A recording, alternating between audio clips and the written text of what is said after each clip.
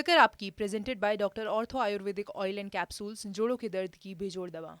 सबसे पहले बात करते हैं कोरोना संक्रमण की, जिसके आंकड़े एक बार फिर रफ्तार पकड़ते नजर आ रहे हैं। अगले महीने यानी अगस्त में तीसरी लहर की आशंका जताई जा रही है, लेकिन उससे पहले ही दूसरी लहर भी जाते जाते फिर से कहर बरपा सकती है, क्योंकि डेली न्यू केस के जो आंकड़े लगातार गिरते हुए नजर आ रहे थे बीते 3 दिन से, वो लगातार बढ़ते जा रहे हैं। बीते दिनों डेली न्यू केसेस के आंकड़े में करीब 34% का इजाफा हुआ है। तस्वीरें आपके सामने हैं, जरा ध्यान से देखें। यह फिक्र इसलिए भी बड़ी है क्योंकि बुधवार को देश में 45,701 नए केस हैं और रिकवरी कम है, यानी रिकवरी से ज्यादा नए केस आ चुके हैं। हम उस साइकिल में वापस जा रहे हैं, मतलब जितने मरीज ठीक हुए उससे ज्यादा कोरोना से संक्रमित हुए, और ऐसा 56 दिन के बाद हुआ है। इससे पहले ठीक होने वालों से ज्यादा नए केस 12 मई को मिले थे। उसके बाद से लगातार जितने नए मरीज मिल रहे हैं उससे ज्यादा मरीज ठीक हो रहे थे, जिसकी वजह से एक्टिव केस यानी इलाज करा रहे मरीजों की संख्या में लगातार गिरावट दर्ज हुई। लेकिन 56 दिन बाद एक्टिव केस भी बढ़ने शुरू हो गए हैं। हालांकि अभी संख्या कम है। अगर लोग मास्क लगाते रहे, वैक्सीन लगवाए और भीड़ भाड़ वाली जगह पर जाने से बचें तो हालात बेकाबू होने से पहले ही संभल सकते हैं। लेकिन अफसोस, बहुत सारे लोग ऐसा नहीं कर रहे और आगे भी शायद करने के लिए राजी नहीं। तस्वीरें आपके सामने हैं, जरा ध्यान से देखें आप। कोरोना का डर भूलना भारी पड़ेगा, ये हमारा एक डिस्क्लेमर है, लेकिन देखता कौन है? नीचे देखें, मसूरी में पर्यटकों की मौज मस्ती और यूपी में ब्लॉक प्रमुख नामांकन में हिंसा। ये देखें, मसूरी में केम्प्टी फॉल। अरे बाप रे, ये फॉल अगर इस बार नहीं गए तो शायद खत्म हो जाएगा ना, शायद विलुप्त हो जाएगा। ये तस्वीरें बताती हैं कि हिल स्टेशनों पर लापरवाही के वायरस से संक्रमित लोगों की भीड़ उमड़ने का सिलसिला जारी है। और दूसरी तस्वीर उस भीड़ की है जो सियासी संक्रमण से ग्रसित है, या भीड़ ब्लॉक प्रमुख। चुनाव के नामांकन के दौरान यूपी के एक नहीं कई शहरों में दिखाई दी हंगामा, तोड़फोड़, लाठीचार्ज, भगदड़। कहने के लिए तो ये तस्वीरें अलग अलग हैं, लेकिन दोनों में ही कोविड प्रोटोकॉल को ठेंगा दिखा दिया गया। एक जगह मौज मस्ती के लिए, दूसरी जगह नेतागिरी के लिए, और कोरोना को दावत दी गई। घुटना, कंधा या कमर, चाहे जैसा हो दर्द, डॉक्टर ऑर्थो आपको देता है दर्द से पूरी आजादी, एक भरपूर जिंदगी। ये कोई टेम्परेरी पेन किलर नहीं, आयुर्वेदिक औषधि है।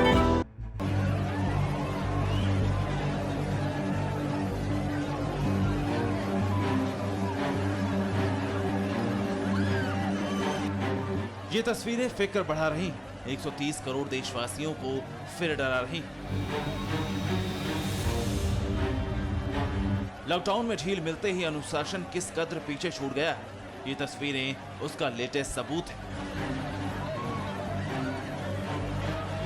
ये तस्वीरें गवाह है कि लापरवाह लोगों ने अपने डिक्शनरी से कोरोना के डर को डिलीट कर दिया।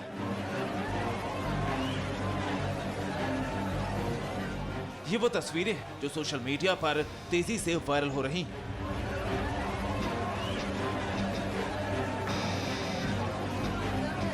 इन तस्वीरों में बेहिसाब भीड़ है जिसने 2 गज की दूरी वाली जीवन रक्षक थ्योरी को ध्वस्त कर दिया है। ये वीडियो मशहूर टूरिस्ट डेस्टिनेशन मसूरी के केम्प्टी फॉल का है, जिसे सोशल मीडिया पर इन्फोबग नाम से ट्विटर यूजर ने पोस्ट किया था। जैसे किसी प्यासे को पानी मिल जाए, किसी भूखे को खाना मिल जाए, जैसे सलाखों के पीछे कैद किसी शख्स को आजादी मिल जाए, कुछ ऐसा ही एहसास इस भीड़ को देखकर हो रहा है।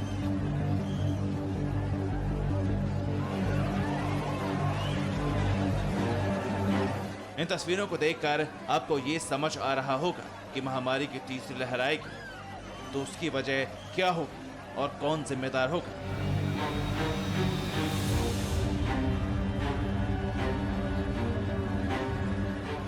ये तीनों वीडियो केम्प्टी फॉल के। पहला वीडियो वो है जो वायरल हो रहा है, और बाकी दोनों वीडियो हमें इस बात की पड़ताल के दौरान मिली कि क्या वाकई में केम्प्टी फॉल में ऐसी भीड़ उमड़ रही। पता चला कि यूट्यूब पर बीते कुछ दिनों में कई ब्लॉगर्स ने केम्प्टी फॉल में मौज मस्ती के कई वीडियो पोस्ट किए हैं, जिनमें दिख रहा है कि सैर सपाटे के जुनून में ये भीड़ अपनी जान की फिक्र भूल चुकी, मास्क और सोशल डिस्टेंसिंग को तिलांजलि दे चुकी।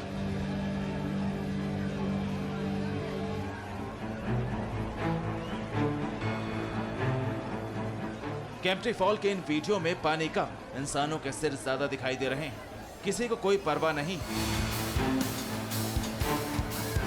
उनकी इस लापरवाही से उन्हें और उनके परिवार को कातिल वायरस जकड़ सकता है।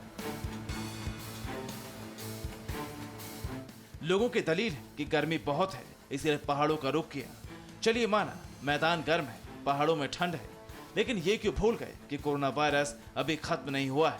इन तस्वीरों को देखकर भला कौन कहेगा कि अभी 1.5-2 महीने पहले ही देश का कोरोना की दूसरी लहर की सुनामी से सामना हो चुका है। कहते हैं ना कि सावधानी हटी दुर्घटना घटी, और वही हो रहा है। भीड़ कोरोना संक्रमण की कड़ी को मजबूत करेगी, लेकिन ये सब जानते हुए भी लोग लापरवाही बरत रहे हैं और कोरोना की तीसरी लहर के ज्यादा घातक होने की आशंका को प्रबल कर रहे हैं।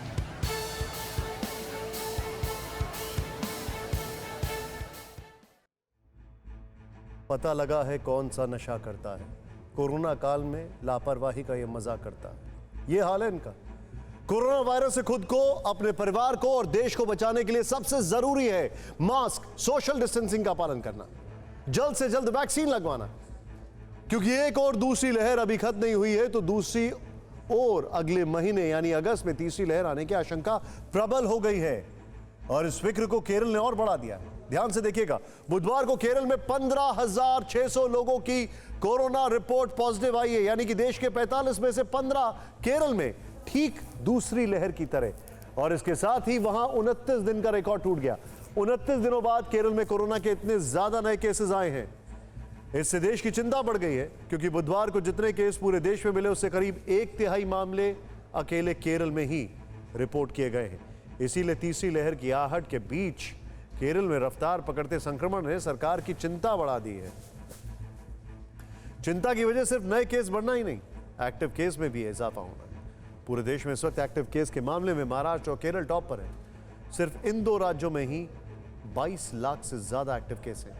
टॉप 10 राज्यों में नॉर्थ ईस्ट के राज्य असम और मणिपुर भी शामिल हैं। नॉर्थ ईस्ट में कोरोना के फ्रंट पर चुनौती बढ़ती जा रही है, क्योंकि देश के 73 जिलों में पॉजिटिविटी रेट 10% से ऊपर है, और इनमें से 45 जिले सिर्फ नॉर्थ ईस्ट के राज्य से हैं। इस चिंता और चुनौती से निपटने के लिए बुधवार को एक और अहम मीटिंग हुई, जिसमें नॉर्थ ईस्ट के राज्यों के हालात की समीक्षा की गई। हालात पर काबू पाने के लिए सुझाव दिए गए।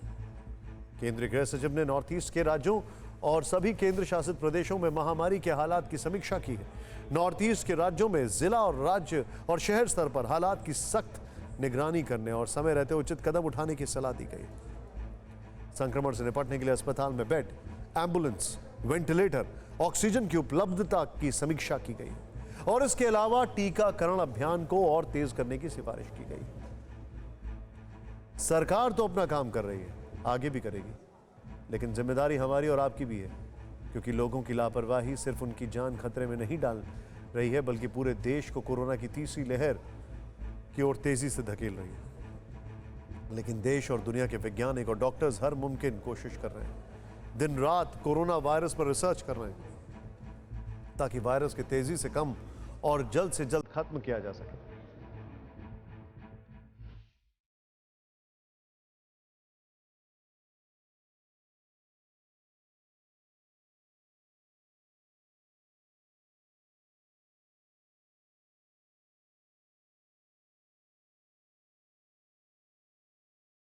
लाखों जिंदगियां छीनने वाले कोरोना वायरस को लेकर दुनिया भर में रिसर्च चल रही है, ताकि इस अदृश्य दुश्मन के बारे में ज्यादा से ज्यादा पता लगाया जा सके और बचाव के साथ साथ इसके खात्मे के लिए ज्यादा से ज्यादा असरदार रणनीति बनाई जा सके।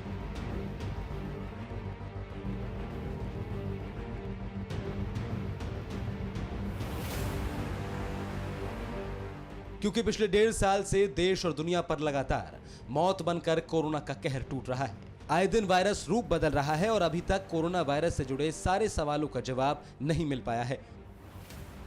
ऐसे ही सवालों में से एक ये है कि आखिर कोरोना वायरस मरने के बाद भी कब तक शरीर में रहता है, और इस सवाल का जवाब मिला है भोपाल एम्स में हुई एक स्टडी से। बहरूपीय वायरस को लेकर देश में पहली बार इस तरह की स्टडी हुई है। पहली बार कोरोना संक्रमित मरीजों के शवों का पोस्टमार्टम किया गया, जिससे ये पता चला है कि मौत के बाद कितनी देर तक कोरोना वायरस जिंदा रहता है, फेफड़ों के अलावा शरीर के किन अंगों को और कितना नुकसान पहुंचाता है।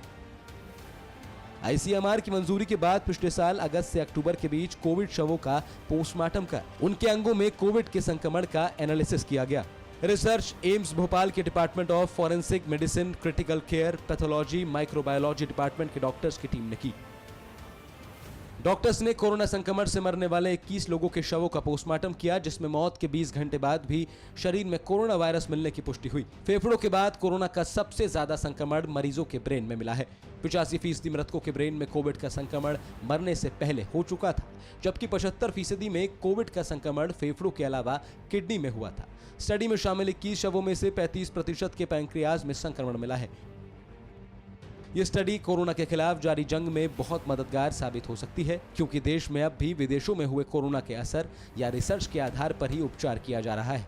लेकिन भारत में ऐसी रिसर्च पहली बार हुई है और ऐसी रिसर्च का दायरा और बढ़ाकर कोरोना मरीजों के इलाज में काफी मदद मिल सकती है और बेशकीमती जिंदगियों को बचाया जा सकता है।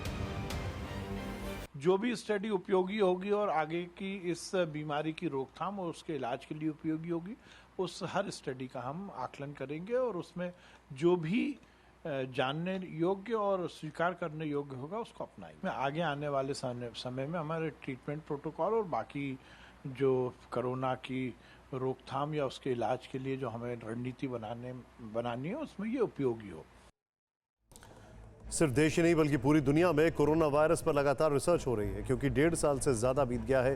कोरोना वायरस की पहेली अभी भी पूरी तरह सुलझी नहीं है, क्योंकि ये वायरस रूप बदल कर दुनिया पर हमला कर रहा है, नई नई लहर लाकर कहर बरपा रहा है। जैसा कि ब्रिटेन, जो कि 19 जुलाई से मास्क फ्री होने जा रहा है, कोरोना के चलते लगी तमाम पाबंदियां हटाने जा रहा है, लेकिन उससे पहले ही वहाँ फिक्र बढ़ गई है, क्योंकि वहाँ एक दिन में रिकॉर्ड 32,000 से ज़्यादा नए केसेस मिले। इसके साथ ही वहाँ कोरोना वायरस का वो वेरिएंट भी मिला है जिसे अभी तक सबसे खतरनाक वेरिएंट बताया जा रहा है। कोरोना वायरस के इस रूप का नाम है लैम्डा, जिसे वैज्ञानिक भाषा में C.37 भी कहा जाता है। इस वेरिएंट को उस डेल्टा वेरिएंट से भी ज़्यादा खतरनाक माना जा रहा है, जिसने हिंदुस्तान में दूसरी लहर में तबाही मचाई थी और अब तक दुनिया के 100 से ज़्यादा देशों को चपेट में ले चुका है। लैम्डा वेरिएंट सबसे पहले पेरू में मिला और अब तक दुनिया के 30 से ज़्यादा देशों में फैल चुका है। अब आप ये जान लीजिए कि आखिर इस डेल्टा वेरिएंट से भी ज़्यादा खतरनाक क्यों कहा जाता है। वायरस का नया वेरिएंट पुराने रूप में म्यूटेशन के बाद बनता है, और अगर म्यूटेशन उसके स्पाइक प्रोटीन में हो तो वो उसे और तेज़ी से फैलने की ताकत देता है। डेल्टा में स्पाइक प्रोटीन में 3 बदलाव हुए, लेकिन लैम्डा में 7 बदलाव हुए। इसी वजह से आशंका जताई जा रही है कि एंटीबॉडी को चकमा देकर संक्रमण फैला सकता है और वैक्सीन के असर को भी कम कर सकता है। हालांकि भारत में अभी तक इसका कोई केस रिपोर्ट नहीं किया है और न ही किसी पड़ोसी देश से भी इसके कोई केस की खबर आई है। लेकिन इसका यह मतलब नहीं है कि बेफिक्र हो जाएं। सरकार सतर्क है और लोगों को भी सावधान रहना पड़ेगा। मास्क और सोशल डिस्टेंसिंग का कवच पहने रखना होगा और उस कवच को जल्द से जल्द वैक्सीन लगवाकर और मजबूत करना होगा, तभी जाकर कोरोना के हर रूप को हराया जा सके। घुटना, कंधा या कमर, चाहे जैसा हो दर्द, डॉक्टर ऑर्थो आपको देता है दर्द से पूरी आजादी, एक भरपूर जिंदगी। ये कोई टेम्परेरी पेन किलर नहीं, आयुर्वेदिक औषधि है। केंद्रीय मंत्रिमंडल विस्तार और फेरबदल के बाद आज प्रधानमंत्री मोदी ने कैबिनेट के साथ पहली मीटिंग की। यह मीटिंग वर्चुअली यानी वीडियो कॉन्फ्रेंसिंग के जरिए बुलाई गई। इस बैठक में सभी 30 कैबिनेट मंत्री शामिल हुए। शाम 5 बजे बुलाई गई ये मीटिंग तकरीबन घंटे भर चली। इसमें किसान, कोरोना जैसे अहम मुद्दों पर अहम फैसले लिए गए। कोरोना से लड़ाई के लिए 23,100 करोड़ के इमरजेंसी हेल्थ पैकेज का ऐलान किया गया। इस मीटिंग के बाद स्वास्थ्य मंत्री मनसुख मंडाविया ने बताया कि कोरोना की तीसरी लहर से निपटने के लिए सरकार मजबूत इंफ्रास्ट्रक्चर तैयार करेगी और स्टेलाइज सिस्टम के जरिए कोविड की मॉनिटरिंग होगी। सेंट्रलाइज्ड सिस्टम के जरिए 736 जिलों में बच्चों के लिए आईसीयू बनाए जाएंगे। इसके अलावा 2,44,000 बेड और 20,000 नए आईसीयू बेड्स तैयार किए जा रहे हैं। कोरोना केस बढ़ने पर 5,000 और 2,500 बेड वाले फील्ड अस्पताल बनाए जाएंगे। हर जिले में 10,000 लीटर ऑक्सीजन स्टोरेज की व्यवस्था की जाएगी। जब पेशेंट को घर से हॉस्पिटल तक ले जाने के लिए एम्बुलेंस की आवश्यकता हो, उसके लिए भी हमने इस पैकेज में व्यवस्था की है। कुल मिला के मेडिसिन की भी किल्लत ना हो जाए, सेंट्रल लेवल पर भी बफर स्टॉक के लिए स्टेट और डिस्ट्रिक्ट लेवल पर भी 1 करोड़ रुपीस की मेडिसिन डिस्ट्रिक्ट लेवल पर प्रोक्योर करके बफर स्टॉक कर सके, ऐसी भी व्यवस्था इस पैकेज में की गई है। कुल मिला के भविष्य में कोविड बढ़े तो उसका सामना देश अच्छी तरह से और योजनापूर्वक कर सके, इस पैकेज के माध्यम से सुनिश्चित किया है। मुझे विश्वास है कि इस पैकेज का इम्प्लीमेंटेशन 9 महीने में किया जाएगा और भविष्य में कोविड की जो स्थिति बढ़े तो उसका हम अच्छी तरह से सामना कर पाएंगे। लेकिन बचना होगा, क्योंकि सेंट्रलाइज्ड सिस्टम का सबसे बड़ा पिटफॉल था पूरा वैक्सीनेशन अभियान। वो सेंट्रलाइज्ड फोकस वैक्सीनेशन को एग्जीक्यूट नहीं कर पाया, यह मानना पड़ेगा। इसलिए सेंट्रलाइजेशन के साथ यह भी जरूरी है कि किस तरीके से उसका डेलीगेशन हो, वो देखना आवश्यक होगा। कोरोना महामारी, इकोनॉमी, महंगाई, बेरोजगारी, ये वो बड़े मुद्दे हैं जिस पर मोदी सरकार ने पूर्ण विराम लगाने का मन बना लिया। और इसके लिए अभी आपने नए स्वास्थ्य मंत्री की बातें भी सुनी। आपको बता दें कि कल शपथ ग्रहण के बाद आज मनसुख मंडाविया ने स्वास्थ्य मंत्री का कार्यभार संभाल लिया है। अब आपको इनके बारे में एक दिलचस्प खबर बताते हैं। करीब 9 साल पहले वर्ष 2012 में जब मनसुख मंडाविया को राज्यसभा भेजा गया था, तब गुजरात के तत्कालीन मुख्यमंत्री नरेंद्र मोदी ने मंडाविया को लेकर भविष्यवाणी की थी, जो आज सच साबित हुई है। તમને કદાચ લાગતું હશે કે આપણા મનસુખભાઈ રાજ્યસભામાં ગયા, સન્માન છે, હાલો જઈ આવીએ। મિત્રો, ઘટના એવી નાની નથી। આજની તારીખ 9:35 હું બોલી રહ્યો છું। કોઈને ડાયરી નોંધવી હોય તો નથી રાખતો। મિત્રો, હું સ્પષ્ટ જોઈ રહ્યો છું, મનસુખભાઈનું ભવિષ્ય કેટલું ઉજ્જવળ છે, મને સાફ દેખાય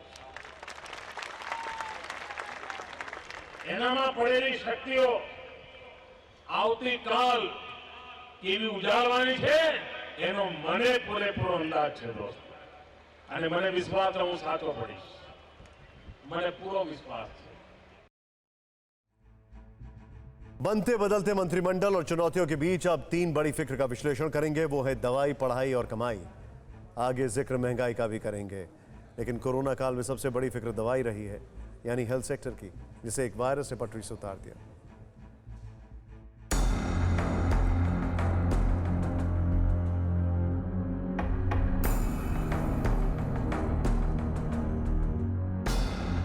डेढ़ साल एक फिक्र, देश हलकान।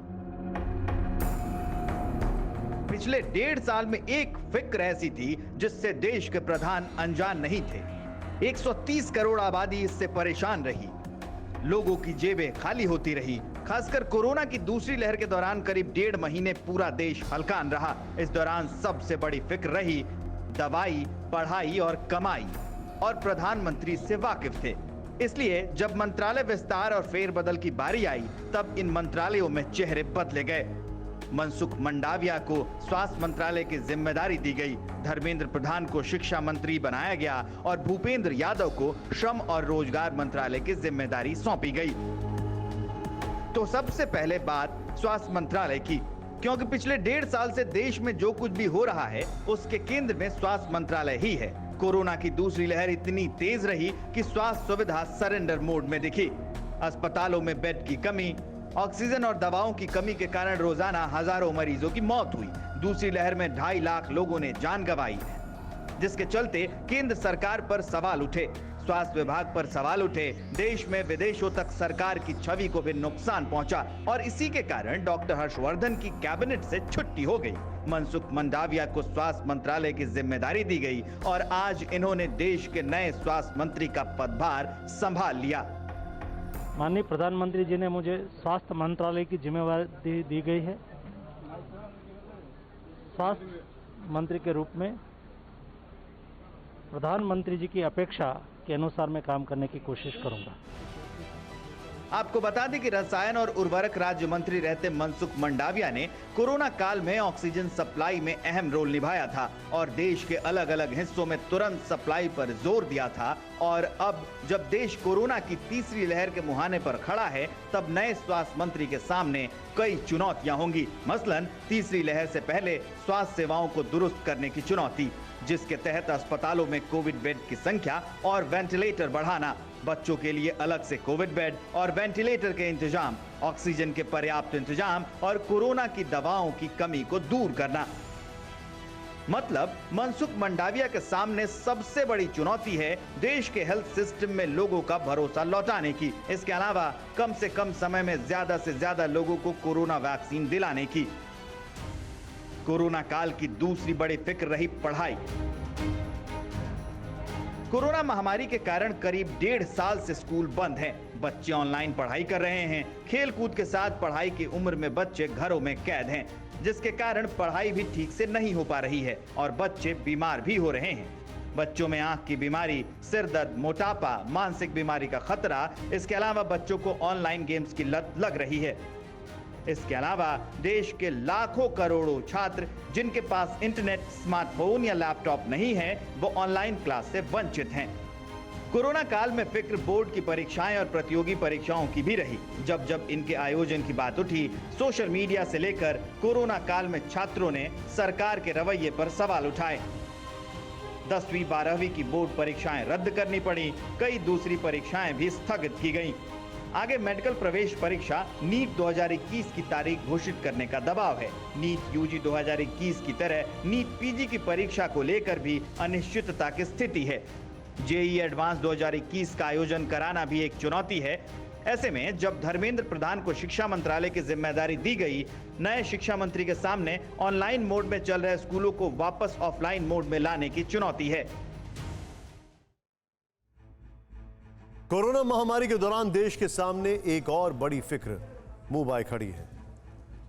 वो है कमाई, क्योंकि कोरोना ने करोड़ों लोगों की रोजी रोटी छीन ली है। लॉकडाउन के डर से लाखों लोग गांव घर लौट गए हैं। ऐसे में अब नए श्रम रोजगार मंत्री के सामने चुनौती है लोगों को फिर से रोजगार देने की, नए रोजगार के अवसर तैयार करने की।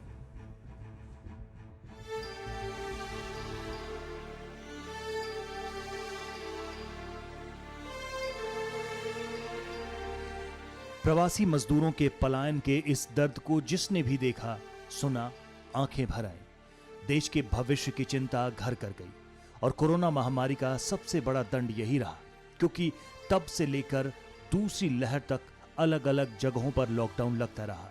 रोज कमाने वालों के सामने खाने का संकट खड़ा हो गया और देश के सामने श्रम संकट बड़ा होता गया। लाखों लोग बेरोजगारी के शिकार हो गए। कोरोना की दूसरी लहर के दौरान सिर्फ दिल्ली से 13 लाख प्रवासी मजदूर पलायन कर गांव घर लौट गए। एक आंकड़े के मुताबिक मई के महीने में करीब 1.5 करोड़ लोगों की नौकरियां चली गई। ऐसे में अब केंद्र सरकार के सामने रोजगार सृजन महत्वपूर्ण चुनौती है। इसलिए संगठन के मजबूत सिपाही और चुनावी रणनीतिकार भूपेंद्र यादव को श्रम रोजगार मंत्रालय की जिम्मेदारी दी गई है। घुटना, कंधा या कमर, चाहे जैसा हो दर्द, डॉक्टर ऑर्थो आपको देता है दर्द से पूरी आजादी, एक भरपूर जिंदगी। ये कोई टेम्परेरी पेन किलर नहीं, आयुर्वेदिक औषधि है। मैं अपने सहयोगी रामेश्वर तेली जी के साथ आज इस मंत्रालय को ज्वाइन कर रहा हूँ। आप सबकी शुभकामनाएं। कोरोना काल में एक और सेक्टर की फिक्र पड़ी हुई है, वो है रेलवे। प्रवासी मजदूरों के पलायन के वक्त भी रेलवे का सबसे बड़ा रोल था। इसके अलावा जरूरी सामान और ऑक्सीजन की सप्लाई के वक्त भी रेलवे की भूमिका बड़ी दिखी। लेकिन पिछले 1.5 साल से महामारी के कारण रेलवे पटरी पर लौट नहीं पाई है, क्योंकि पैसेंजर ट्रेन सुचारू रूप से चल नहीं पा रही हैं। एक के बाद एक आती कोरोना की लहरों से भारत की लाइफलाइन माने जाने वाली रेलवे चरमरा गई है। लेकिन अब रेलवे को नया बॉस मिल गया है। आईआईटी कानपुर और अमेरिका से पढ़े लिखे पूर्व आईएएस ऑफिसर अश्विनी वैष्णव को इसकी जिम्मेदारी दी गई है। माननीय प्रधानमंत्री जी को मैं बहुत धन्यवाद देता हूं। उन्होंने इतना बड़ा आशीर्वाद दिया है, इतनी बड़ी अपॉर्चुनिटी दी है देश की सेवा करने की। इसके लिए उनका मैं बहुत आभारी हूं, बहुत शुक्रगुजार हूं। इससे बड़ी अपॉर्चुनिटी मेरे क्षमता से जितना काम होगा उतना मैं करूंगा। अब अश्विनी वैष्णव के सामने चुनौती रेलवे का कायाकल्प करने की है। पीएम मोदी की बुलेट ट्रेन के सपने को हकीकत में बदलने की है। अश्विनी वैष्णव को इतनी बड़ी जिम्मेदारी मिलना प्रधानमंत्री नरेंद्र मोदी का सबसे चौंकाने वाला फैसला माना जा रहा है। लेकिन आप संसद में अश्विनी वैष्णव के भाषण सुनेंगे तो समझ जाएंगे कि आखिर क्यों वो प्रधानमंत्री के इतने भरोसेमंद हैं। 2 दिन पहले से और कल भी कांग्रेस के कई माननीय सांसदों ने पूछा था कि इस बजट से गरीब, महिला, किसान आत्मनिर्भर कैसे बनेंगे। वाजिब सवाल है। 60-70 साल में आपने कभी ये सोचा भी नहीं कि कोई प्रधानमंत्री ऐसे आएंगे जो उस तबके के बारे में सोचेंगे और उस तबके को आत्मनिर्भर बनाएंगे, उस तबके को मजबूत बनाएंगे जिसके बारे में आपने कभी सोचा तक नहीं था। आप कहते हैं ये बजट अमीरों का है, पूरे देश को बेच दिया, इसको बेच दिया, उसको बेच दिया, कहीं गिनती गिनाते हैं 2 दूनी 4। महोदय, शायद आपको अपना कार्यकाल याद आ रहा था। बड़े बड़े आप में मंत्री थे, शायद आपको अपने कार्यकाल याद आ रहा था जब आप कह रहे थे this budget is for the rich, of the rich and by the rich. हमारे कार्यकाल में ऐसा नहीं होता। मैं प्रश्न पूछना चाहता हूं कांग्रेस के सांसदों से, क्या 45 करोड़ जनधन अकाउंट अमीरों के हैं?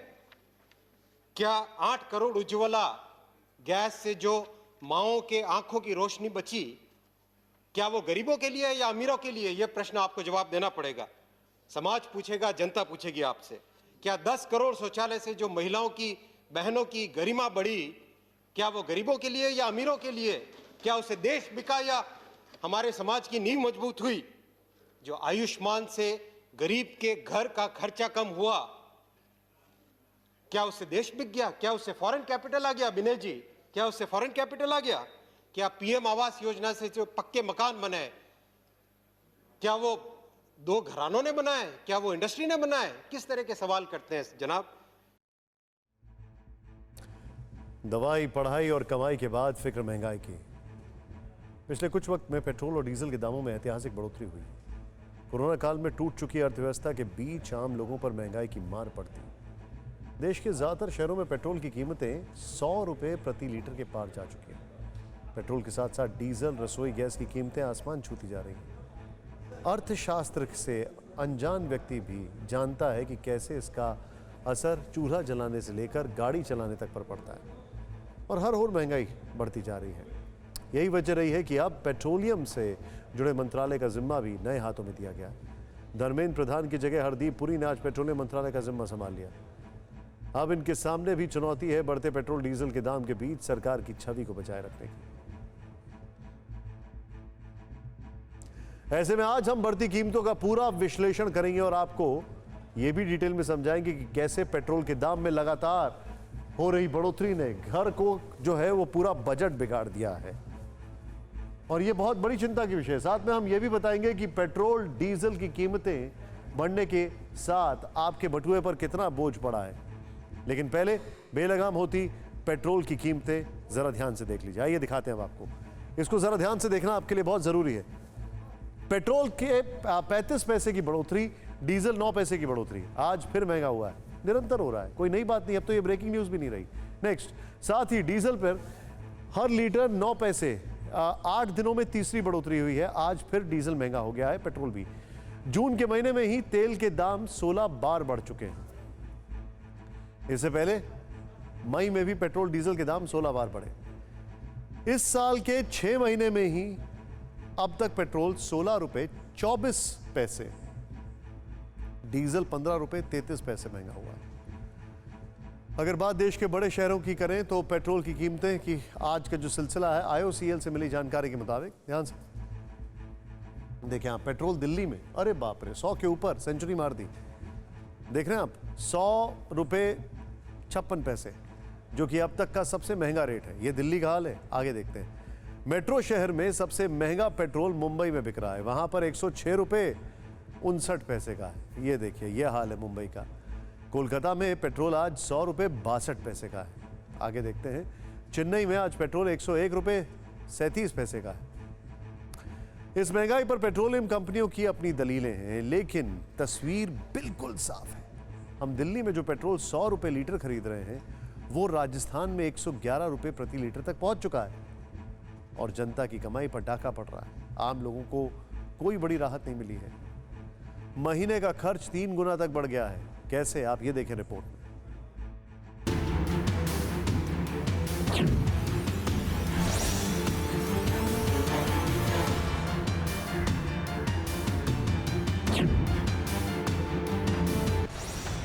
दिल्ली।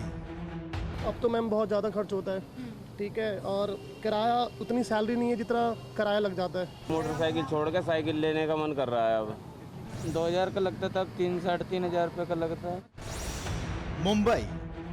तो 100 रुपये तो अभी क्या करना, डालना तो गाड़ी में तो डालना ही पड़ेगा, फिर पैसा तो हमको मिलेगा नहीं। लखनऊ।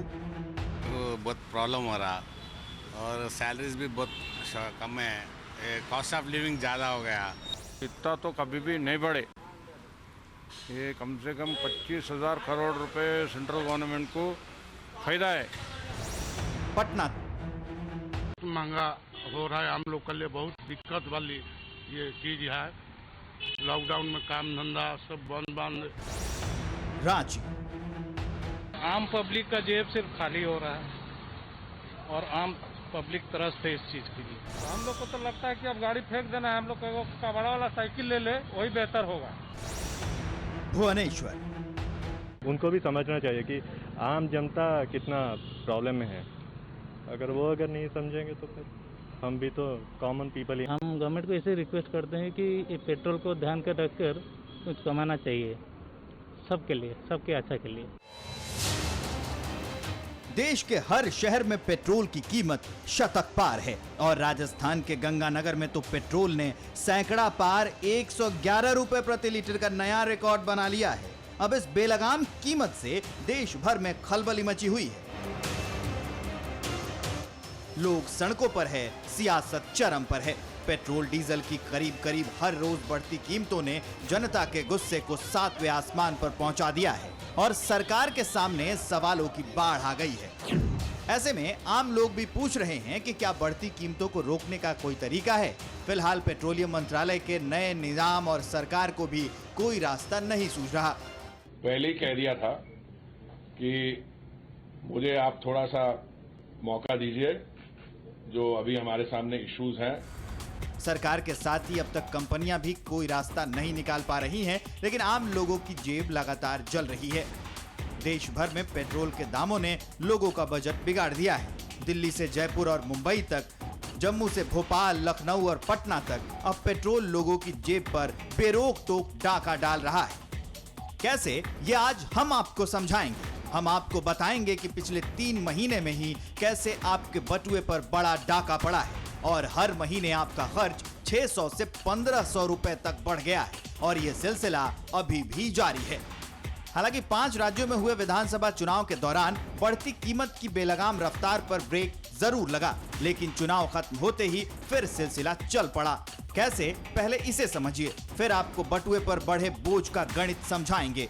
दरअसल बीते 4 महीने से पेट्रोल और डीजल की कीमतें खूब बढ़ी, कभी लगातार तो कभी रुक रुक कर। पिछले 38 दिनों में ही पेट्रोल 10 रुपए 24 पैसे प्रति लीटर महंगा हो गया है। यही नहीं, डीजल भी 8 रुपए 83 पैसे प्रति लीटर महंगा हो गया। अब पेट्रोल डीजल की बढ़ती कीमतों के इसी गणित को 3 महीने के हिसाब से समझिए।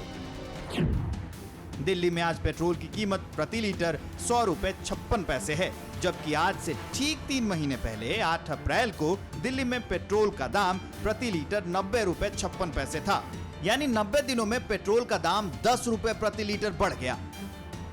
वैसे 90 दिनों में पेट्रोल के दाम थोड़े कम बढ़े क्योंकि पेट्रोल और डीजल की कीमतें 4 मई से बढ़नी शुरू हुई। इससे पहले 2 महीने से भी ज्यादा समय तक चुनाव के दौरान दाम में कोई बढ़ोतरी नहीं हुई। हालांकि इसके बावजूद 3 महीने में आपका बजट जरूर बिगड़ गया। अब ये गणित समझ लीजिए। दरअसल 3 महीने में पेट्रोल के दाम 10 रुपए प्रति लीटर बढ़े। ऐसे में आपकी कार 12 से 15 किलोमीटर प्रति लीटर के औसत से हर दिन 20 किलोमीटर चलती है तो महीने का खर्च 600 रुपए तक बढ़ सकता है। अगर आपकी कार इसी एवरेज से हर दिन 30 किलोमीटर चलती है तो महीने का खर्च 900 रुपए तक जाता है। जबकि हर दिन कार को 40 किलोमीटर चलाने पर खर्च 2 गुना बढ़कर 1200 रुपए प्रति लीटर तक पहुंच जाता है। और अगर आम तौर पर दफ्तर आने जाने में हर दिन 50 किलोमीटर गाड़ी चलाते हैं तो हर महीने पड़ने वाला बोझ बढ़कर 1500 रुपए तक जा सकता है। मतलब ये कि पेट्रोल की बढ़ती कीमतें लगातार आपको झटका देती हैं। यही आम लोगों की भी बड़ी फिक्र है। ऐसे में TV9 भारतवर्ष के रिपोर्टर ने देश के हर छोटे बड़े शहर, हर छोटे बड़े पेट्रोल पंप पर आसमान छूते दाम को लेकर लोगों से बात की। ये समझने की कोशिश की कि आखिरकार पेट्रोल कैसे उनके लिए बड़ी मुसीबत बन गया है। तो बहुत ज़्यादा खर्च हो रहे हैं। 3000 पहले 2000 का लगता था, 3-3.5 हजार रुपये का लगता है। कम 1.5 गुना 2 गुना ज़्यादा खर्चा हो रहा है। 1.5 गुना 2 गुना 3 महीने पहले से नापा जाए आप 4000 का आ रहा है। 4000 का। और पहले कितना आता था 3 महीने पहले की? पहले वही 2.5 के समथिंग, 2.5-3। अब तो बहुत बढ़ गए रेट इनके।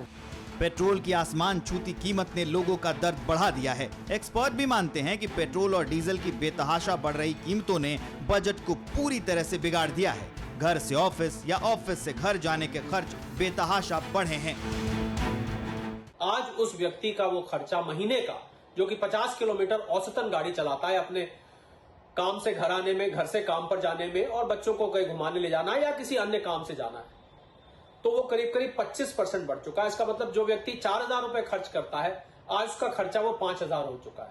जो आदमी 6000 खर्च करता है, उसका खर्चा आज ये 7500 रुपए तक हो चुका है। कोरोना महामारी की वजह से लोगों की आमदनी बढ़ी नहीं, लेकिन पेट्रोल के दाम बढ़ते जा रहे हैं। ऊपर से महंगाई की मार अलग पड़ रही है। अब महंगाई से करा रहे लोग सरकार की तरफ देख रहे हैं, उम्मीद कर रहे हैं कि जल्द ही महंगाई की ताप पर राहत की फुहारें पड़ेंगी। मोदी सरकार की नई कैबिनेट बैठक में कोरोना पर बड़ा फैसला। 23,123 करोड़ के इमरजेंसी पैकेज का ऐलान। स्वास्थ्य मंत्री मनसुख मंडाविया ने कहा, तीसरी लहर से लड़ने की तैयारी जोरों पर।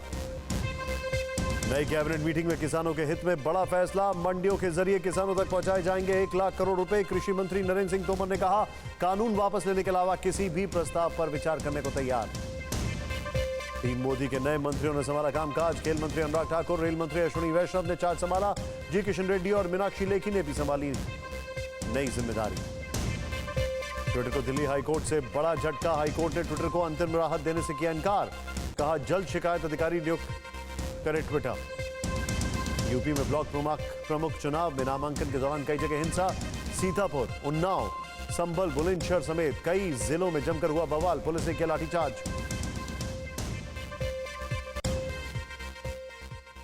और अब देखते हैं पॉजिटिव खबरें।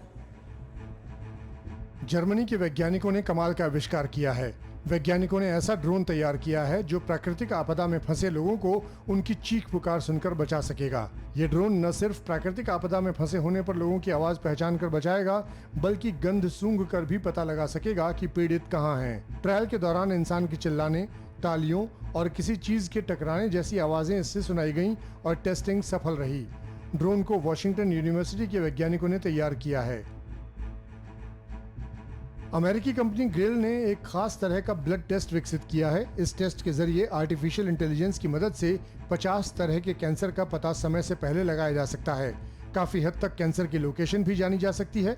वैज्ञानिकों का कहना है कि इस ब्लड टेस्ट का लक्ष्य 50 साल और इससे ज्यादा उम्र के लोगों में बीमारियों के खतरे को कम करना है।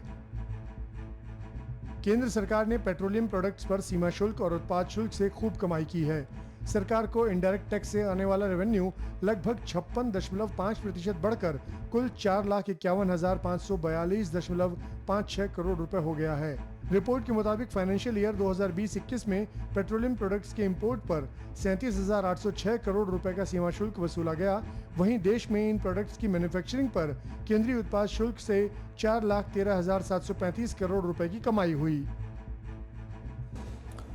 और अब देखते हैं जो है सो है दिनेश गौतम के साथ।